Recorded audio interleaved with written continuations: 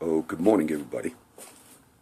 Okay, this is Monday morning, and I have about 5 videos that I got to still work on and upload. So I'm like 5 days behind, and I'll just roll those out, okay? As maybe I won't stick them all together, but I want to do teaching.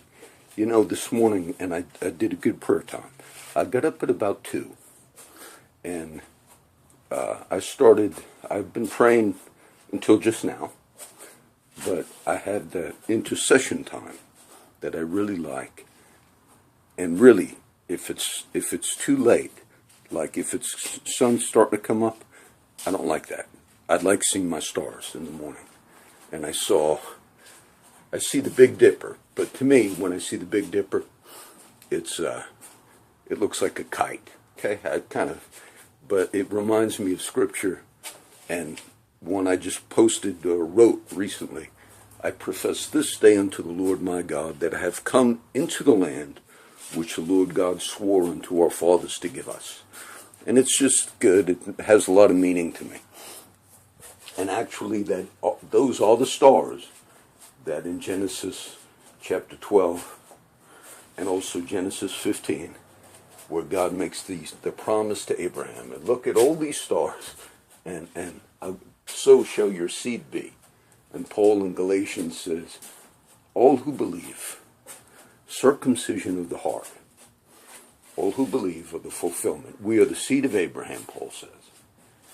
Or we're the children of that promise. Really great. I'm going to do Galatians maybe one day. I want to give you something. You know, I mentioned on the last video, because I'm trying to remember, though I got like a bunch of videos, but I talked about Justice Scalia passing away. And it was in Texas, and it was in his sleep. And I'm just saying, you know, I remember when I posted the Carlos de Luna case. Those of you that read the site saw that. And it was obvious, for one thing, whether he was innocent or not, he was put to death here in Texas. And it was a Corpus Christi case. But whether he was innocent or not, it was obvious that the police and the prosecutor lied in the death penalty case by saying Carlos de Luna claimed his friend, Carlos Hernandez, stabbed that girl and killed her. Here, right here, where you see me make some of the videos in North Beach, it's where that happened. And it was quite obvious that the cops lied, because they denied. They said Carlos de Luna made up this other name, Carlos Hernandez, and it was a figment of his imagination, and they lied. Regardless of, so when we pray as Christians, and we say, okay, now God, magnify, you rule in the courts of men. And that's not a light thing that maybe we flippantly lied and put a guy to death. And the only one on the cases I posted where I said, now you shine the light. You look here in Texas. And the only Supreme Court justice that actually was named in those cases I brought into the light was Scalia. He said, we've never put to death an innocent man. And I thought, did you ever look at all the cases? You know, there's been a lot of black people that were on death row that were later exonerated. So how you could be so flippant, Mr. Scalia, who is now dead. And you say, but John, he was a conservative voice. And I'm looking at all of the news now, the last day or two after he died. He was a titan, an intellectual titan. And look, he's dead. Talk all you want. You say, would God possibly... God rules in the affairs of men. You know, yesterday, and you hear me discussing why are you so upset about our involvement in Syria and Libya and all these places. Do you know, we made a whole case in this country against the practice of waterboarding, which was declared as torture, and we did it to some of the prisoners at Gitmo. My wife was stationed at Gitmo, Guantanamo Bay, Cuba, which is the U.S. Navy base over there. She was stationed there. We used to have a little box I saved the thing. She doesn't, but it was Gitmo Bay, or Gitmo. And then she got stationed here in Texas later. That's how I met her here, when I was in the Navy. But we made a whole moral case about waterboarding. That it was torture, it was wrong. Now, I want you to watch something. What we did instead, let's stop that. But what we did as a country, President Obama did, increased our use of drones.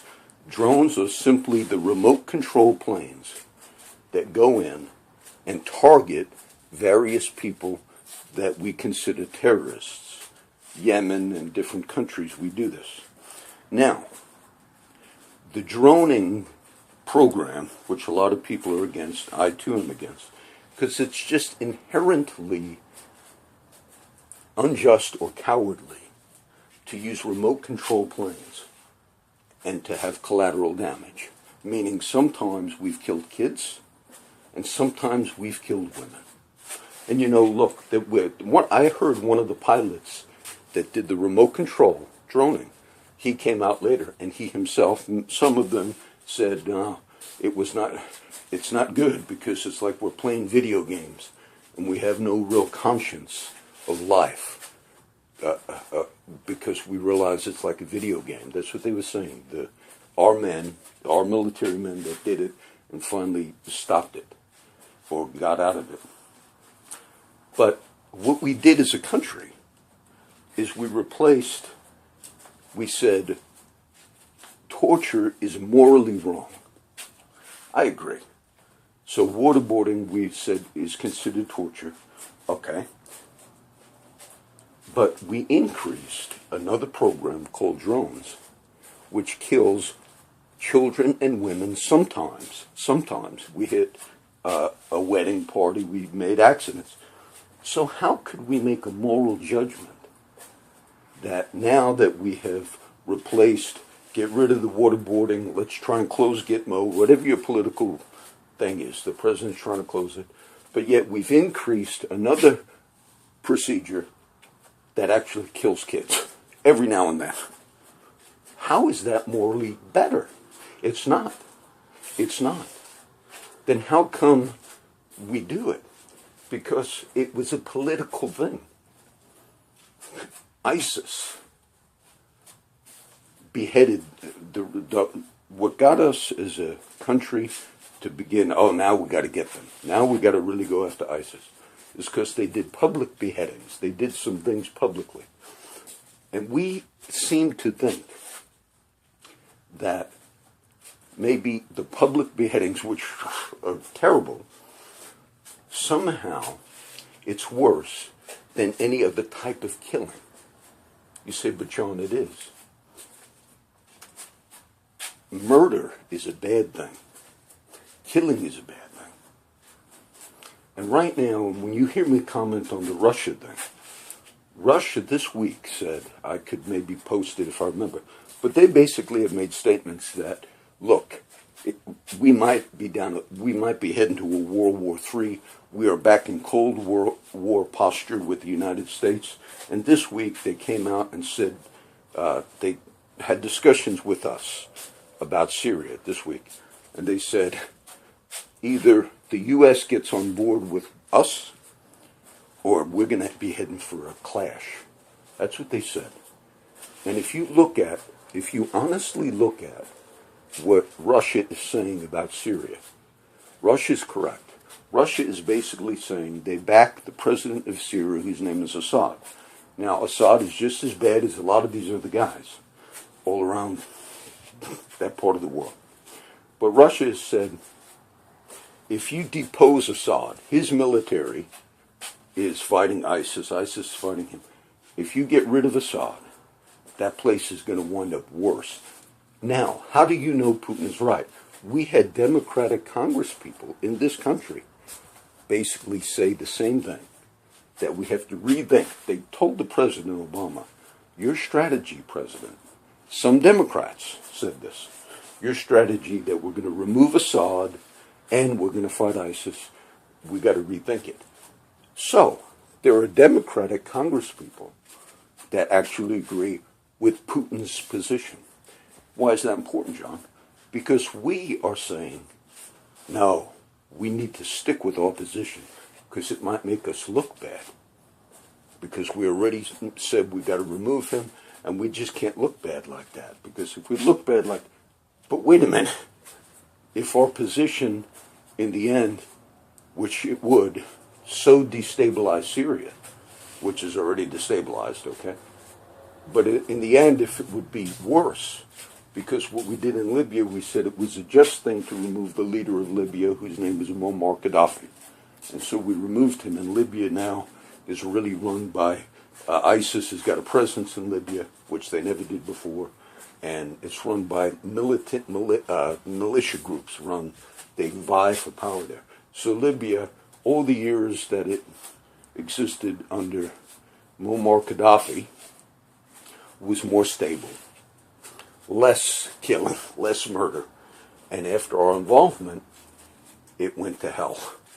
And everybody in that part of the world knows that. Even some of our allies say the same thing. They said it publicly. So why would we continue to pursue something like that in Syria? Because we already said Assad must go, and we'll look bad if we change now. But even some of our own people in this country, not just Republicans but Democrats, are saying the same thing. And every president, and it just so happens Obama's president, every president deals with his own pride.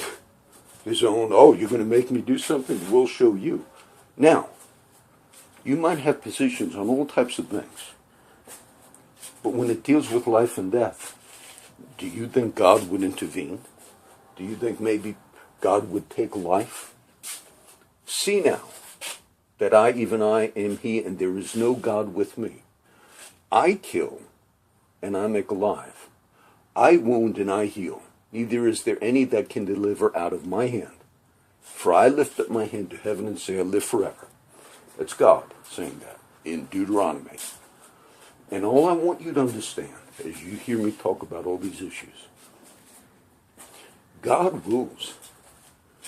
And I've laid out some cases, just posted the last few weeks, where you've seen things, where you said, oh, I never realized. How come they never went back, John, and reinvestigated that the cops lied in the Carlos de Luna case? A whole book was written. How come they never went and said, wait a minute now, we put him to death, and it looks like another man actually was guilty of that murder? Why don't they go back and say, wait a minute, did you have any, Mr. Prosecutor in Corpus Christi and Mr. Police Officer, when you testified in Mr. de Luna's case, we now have evidence you all lied. There's nothing in the system that goes back and says, now we got to get justice. I've showed you cases like Michael Morton. If you were, if your whole career, if you were a prosecutor, and your whole career depended on you getting convictions, and say if over time you realized that you actually had a conviction on someone that was innocent. There were two cases this last year, and I watched the interview on the news with one of the cases, and it was a prosecutor. There were two black men that were freed from death row. I believe it was death row. This was the last couple of years. And one was freed because the man who prosecuted him, it was a white prosecutor, he advocated, he realized over time that man was in prison for maybe 30 years, black man. I forget if he was on death row or just life in prison, but I thought it was death row case. But the man was in prison. And that white prosecutor, when he was young, prosecuted that black man. And the white this came out also in the newspapers. And I saw him speaking on a news show on TV.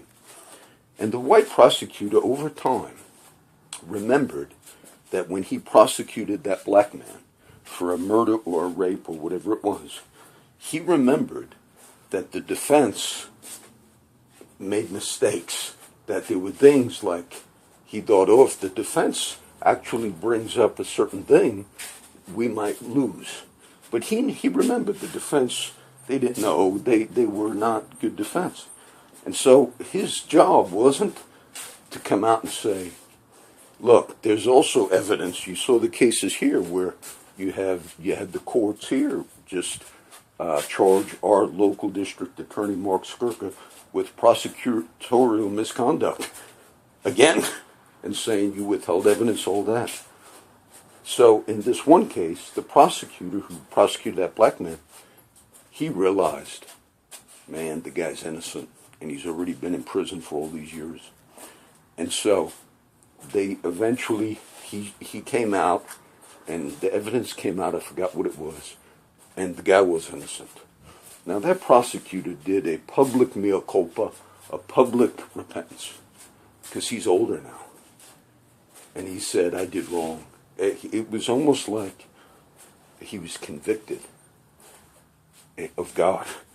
And he was in public, he wrote things. He said, I did wrong. He said, and when I was younger, and he tried to give the view of why he did that. He said, when I was younger, I was thinking about my career, he said. But then over time, I realized there could be things that I did that were unjust, like the Carlos de Luna thing I'm talking about. But some prosecutors, there was another case, but some prosecutors also fear, if it ever came out, that they used lies and hid evidence and all. They fear if that comes out, that's the end of their career. And they would prefer, in some of those cases, put this black guy to death before it would come out. And maybe you don't realize that, but that's what's in human nature.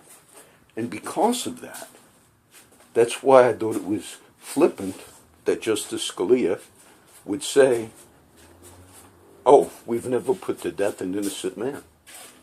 How could you say that? It's possible we sure did. You see? And when you're in those positions, you got to be very careful with that. We had a case here in Texas, and his name, now this is dealt with fire department stuff. That's why I remember this. His name was Todd Willingham, or Whittingham. This was another case where the guy was already put to death, Todd Willingham. But what happened was he was estranged from his wife, and the kids were in the house. The wife was not there. He got in a fight with her or something, and the house burned and the kids died. Now, it was a Texas case, and I remember Rick Perry, there's some stuff that went on there that was political. But in that case, they said that Todd Willingham was into Black Sabbath, rock and roll. It played into the conservative jury, wherever that was, whatever county or city in Texas, I forget which one. And they kind of said, look at the accelerants, meaning he poured lighter fluid or gasoline, that's an accelerant, on the floor. And they said it was in the pattern of like a pentagram, and it played into a lot of that he was a rock and roller. Now, they convicted him on arson. That's why I remember this. And I remember when I read this case years ago, I had the thing, I used to have the fire inspector certification. A lot of guys at the fire department that I worked at did not have that. I had it because, not a fluke, but when I got hired, when you were a rookie, the first year you worked, whatever schools that are going on at that time, fire schools, they told the rookies, oh, you got to show up and be in that class. So it just so happened they were doing a fire inspector school, and everybody did not have that certification. And later you got paid an extra $25 a month, so I was glad I got it. But I just passed. I remember the teacher's name, Tarver. I still remember. So I had that. Now, when they convicted Todd, and all over the years of the fire department, whenever we had a fire, we had the main guy that was our fire marshal was Lupe Garcia, who has passed away. But look, we used to make jokes about, there were many fires that we just, you can't always figure out the cause of a fire, all right? So we would always, it was an in-house joke. Oh, cigarette. Sort of like if you want to solve the fire real quick, especially if it was a brush fire somewhere. Cigarette, discard a cigarette, discard a... So it was kind of like, that's how fire science was, okay? Investigation arsenal. Well, when the Todd Willingham case came up, and they basically had the fire science or the fire investigations of Texas, which we used them. We would call the state fire marshal in, that would come in and investigate in case, you know, the fire marshal in our town couldn't figure out the cause. We would have them come in, and they would maybe say, okay, we determine it was arson or whatever. For insurance purposes, people burning down houses. But they determined that Todd Willingham set that fire. And that's why they convicted him and gave him the death penalty, and he was put to death. And I remember thinking, I know from my experience that that fire science is very shaky.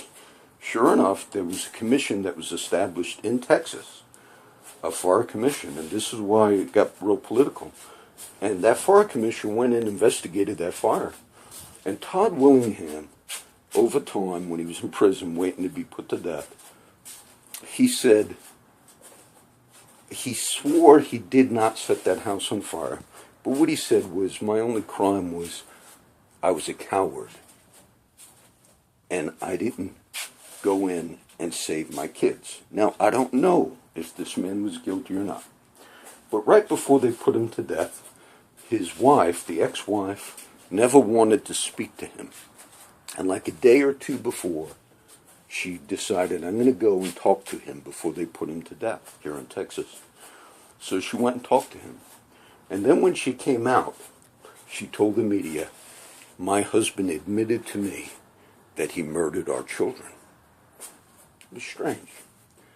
So when they put him to death, and he was in Huntsville, where they killed the people here in Texas, executed, the wife was in the audience, and he cursed. He was raging mad. That's how he died. That was his final statements.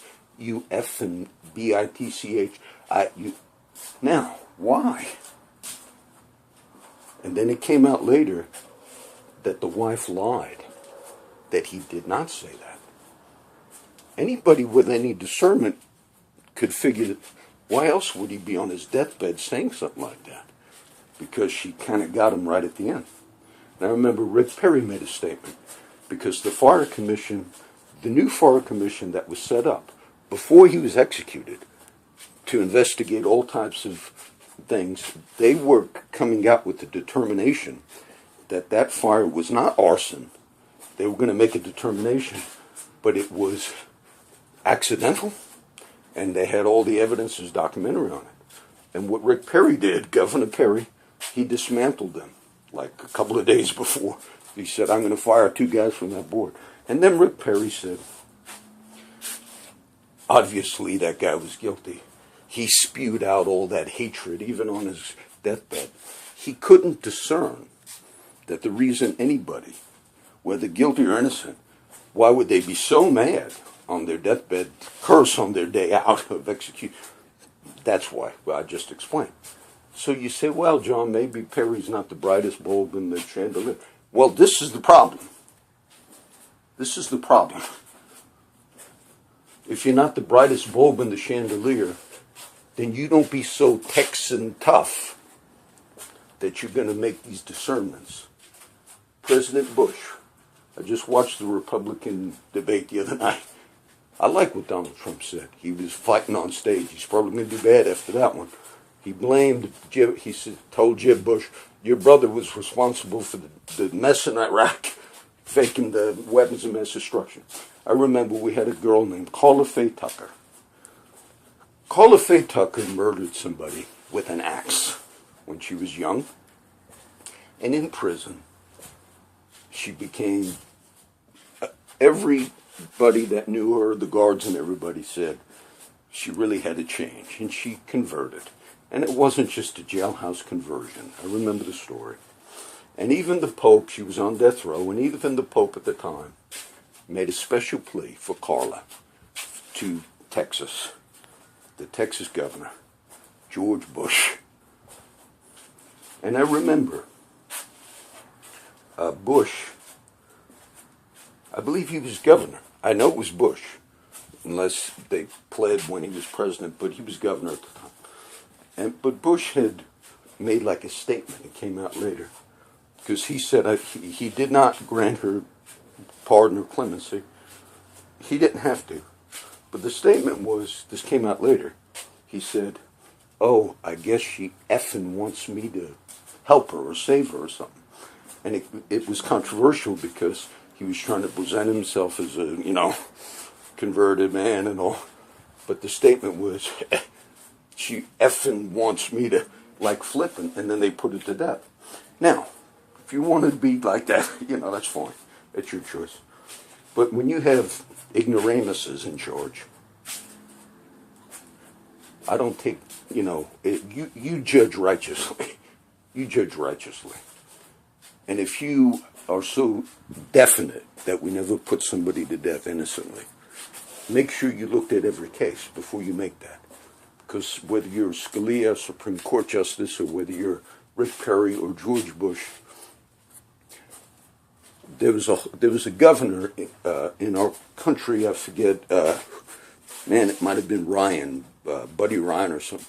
He was, I think it was Republican, but he made waves a few years ago. He was under investigation for things, I forget which state it was, but he outlawed the death penalty in his state.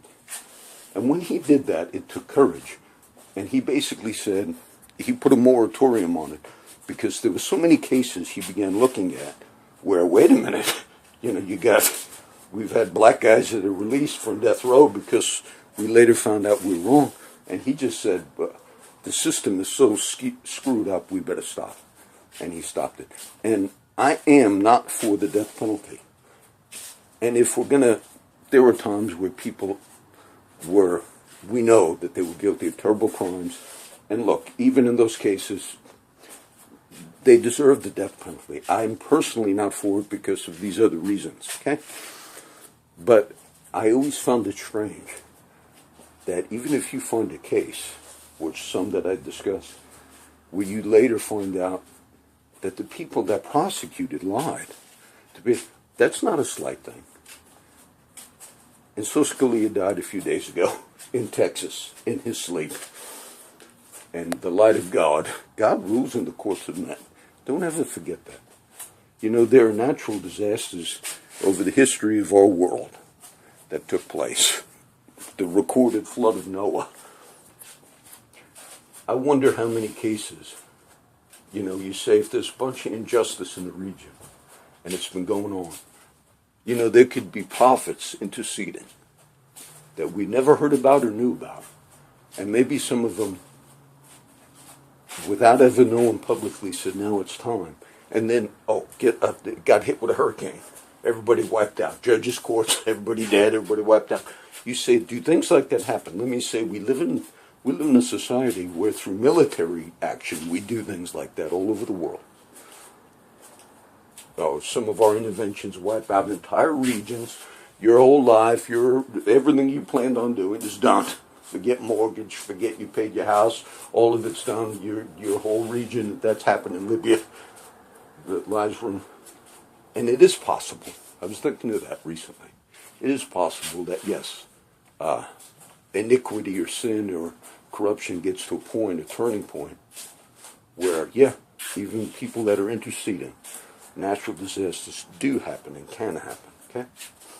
And I'm just showing you that God rules, okay? The early part of the 20th century, you had the Azusa Street Revival.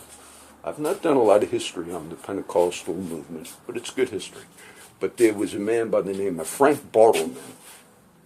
And I read a couple book things he wrote, but he was writing about the revival and how it took place. But there was a great earthquake that took place. And then there was a debate at that time. It was out in California, the beginning of the 20th century. But there was a debate. Some said, well, surely this couldn't have been a judgment from God. And then others took scriptures where it actually said in Scripture that yes, even in those things, God can manifest, whether in judgment, so God can do things. And all I'm saying is, when we become flippant in society, and we overlook things, and then later on we kind of laugh about it, and the next few days they're going to celebrate what an intellectual titan would. If you were an intellectual titan, you should have at least been aware, if at least a few of the cases, I'm aware of them, where one of the gravest injustices in a society could be putting to death a man that's innocent or a woman that's innocent. So the courts. I did a little on moral law yesterday. I could do it, but I don't want to. But I dealt with, I said, where do we get our understanding of what's right and wrong? Ultimately, natural law theory. The Supreme Court Justice who still sits on the court, Clarence Thomas, when he was being confirmed, he had a lot of things going on with Nita Hill and all. A lot of stuff happened at that time. But they also grilled him. I think it was Joe Biden at the time. Grilled him on, do you believe in natural law? Meaning, do you believe that there are set standards that come from God? And that was the debate. Let me tell you, the founding fathers and all that you've heard me discuss, if you do not believe that there is inherent right and wrong, and if you simply believe that law itself is simply an expression of the norms of society over time, then you don't have a foundation. This gets kind of, not that much, but killing is wrong. Why? Why do we execute people? Because they killed somebody else. And why would it be wrong to? John, it's just wrong. I'll tell you why it's wrong. It's wrong because it's a violation of the law of God. That's the only way you ultimately determine right and wrong in the end. And you say, but we decide over time. I say, if you leave it up to who said this? I forget. De Tocqueville might have said it. But he said the tyranny of the majority. He was French. He checked out the wonderful democracy that we had. And he did a tour of America. Alexis de Tocqueville. And he said, it's kind of a wonderful experiment over here. He said, but one of the dangers is if the majority simply thinks majority rule, see democracy, if they see that that's all it's going to be based on, he said, then you could have the tyranny of the majority. If the majority decide that abortion in the third trimester is okay, and if the majority decide that, it could still be, though it's a wicked act, it'll be permitted. So, who makes the moral law? God makes it. And that's what they grilled Clarence Thomas on when he was being confirmed. And Joe Biden, I believe, was the one that grilled him. Sort of like, if you have some concept as a judge, as a Supreme Court justice, if you have some concept that there's a thing called moral law, natural law, and that is where law comes from. It is not just the consensus of evolving societies. And I did a little of that yesterday, and I don't want to do it now. So today I was up early praying. It's a beautiful day, but I wanted you to see that. I want you to perceive those things. Let's see, I wrote a different verse yesterday. Maybe I'll read this one. As an eagle stirreth up her nest, this was the end of Deuteronomy, I believe, and fluttereth over her young, and spreads abroad her wings, takes them and bears them on her wings, so the Lord alone did lead you, and there was no strange God with you. He made you ride upon the high places of the earth.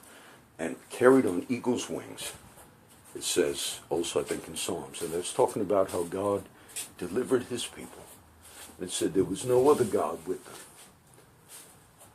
And as much as we see a lot of these injustices, and we see how even in authority, there are unjust things that take place, and we're heading for trouble, because